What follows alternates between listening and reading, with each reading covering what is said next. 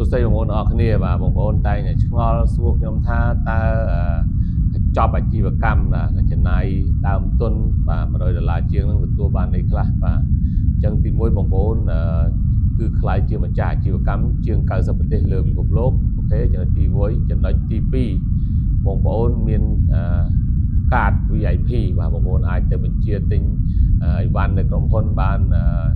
រៀងរាល់ពេលបាទហើយចំណុចទី3បងប្អូនទទួលបាននៅអាហារសុខភាពដើម្បីបងប្អូនអាចមកសាកល្បងញ៉ាំណាដើម្បីឲ្យយើងដឹងពីប្រសិទ្ធភាពរបស់វាអូខេហើយបងប្អូនមានសិទ្ធិចូលរួមបាទវគ្គសិក្ខាសាលាបាទជាមួយក្រុមហ៊ុនឬក៏ជាមួយក្រុមបាទជាមួយខ្ញុំផ្ទាល់អូខេអញ្ចឹងនៅមានឱកាសច្រើនទៀតបងប្អូនណាអូខេអញ្ចឹងសម្រាប់ព័ត៌មានលម្អិតដែលបងប្អូនចង់ដឹង